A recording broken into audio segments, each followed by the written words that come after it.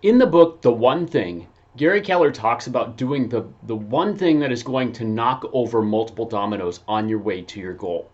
And this is the thing that I see most people missing in my clinic. People come in and they're like, I'm eating healthy, I'm, stretching, I'm exercising, I'm getting plenty of sleep, but I'm still not healthy. I still don't feel good.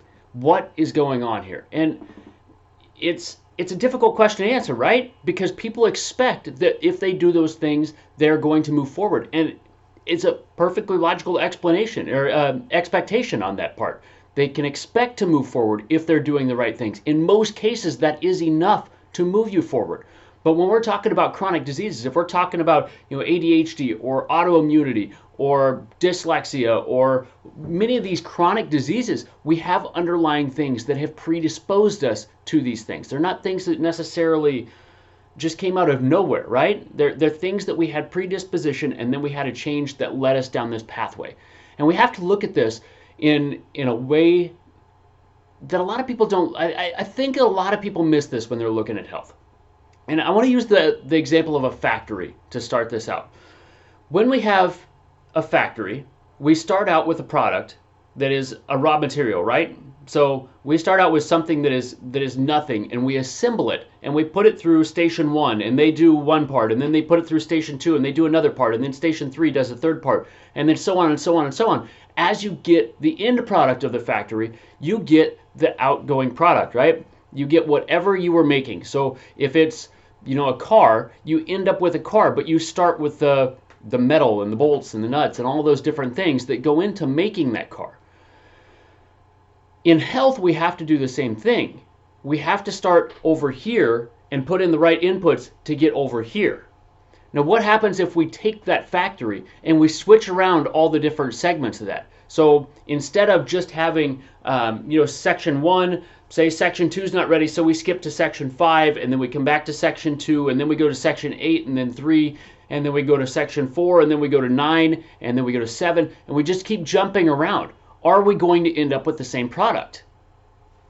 Probably not. It might look the same at the end, but it's not going to work the same, right? It's either going to be breaking down consistently, or it's not going to work at all.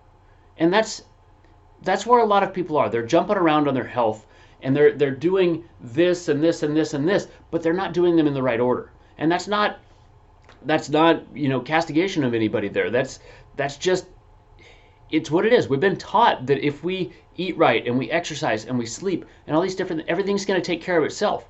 And that's not always the case. In these chronic diseases, why are they difficult to treat?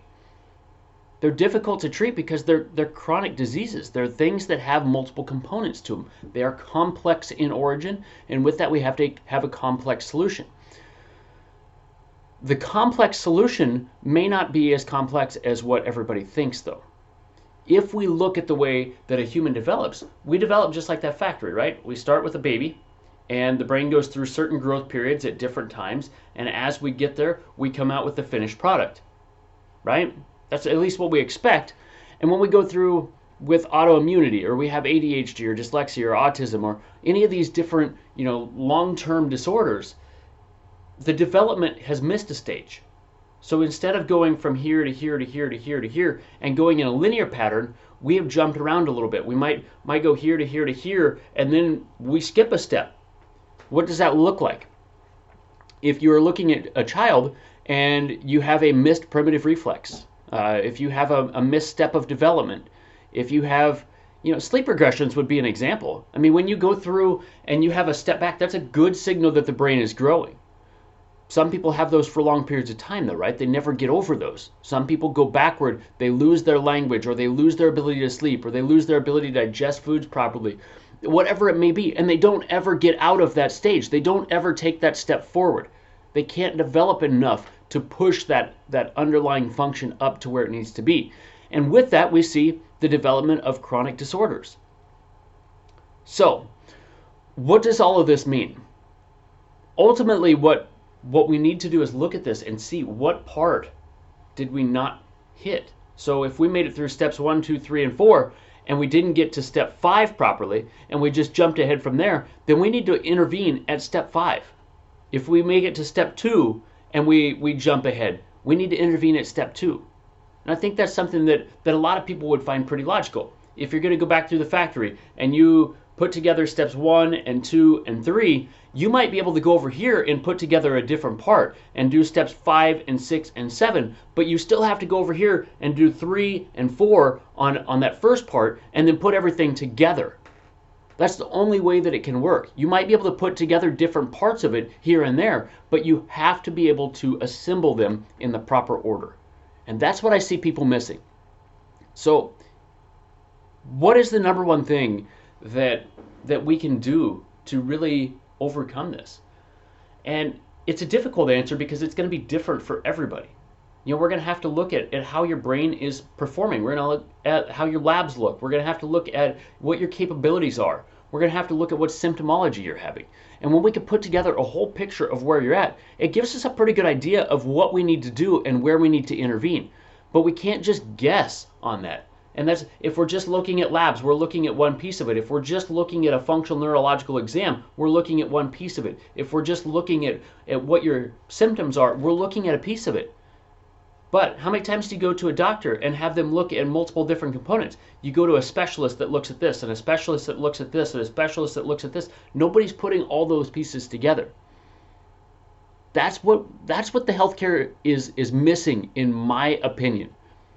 That is the number one thing that I see in our healthcare system that drives me crazy. We have some of the best healthcare in the world, but nobody's putting together the pieces. Everybody has siloed everything into different sections, and everybody is protective of this section. They don't want anybody else meddling with it. They'll make changes that make changes in this over here. This person will make changes that make changes in this over here, and we just have a discombobulated mess. We don't have the organization. We don't have that one thing that is driving things forward, and that is what we need to look for, and that's what we're doing in our office.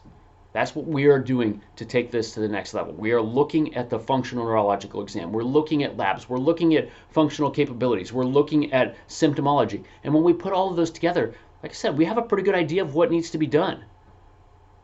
But I have people all the time that come in and they're like, all right, this doctor told me to do this. That's definitely a part of healing, but it's not the whole picture. Well, this doctor told me to do this. Again, it's another part of the puzzle, but it's not a whole picture to healing. We've got to be able to put together those pieces for you to see the success, that you are looking for, and really, if you're putting in the work, it's success that you deserve to see. So I hope that this helps. If you have any questions on it, obviously, reach out, shoot a comment down below, or you're welcome to like, share. You're always welcome to email me, whatever you need to do. But this is a very, very important part of what is going on with our healthcare. This is a very important part of what may be going on in your health. And if we can find that one thing that we can do to move you forward, then you're going to be blown away by how quickly it goes. But we've got to find that one thing. And sometimes that takes a little bit of work. It's like I said, there are a lot of different moving parts with healthcare. And if we can find the biggest mover and just leverage that thing, it makes all the difference. So hope this helps. I love you. I appreciate you. I appreciate your time, and I'll catch you on the next video.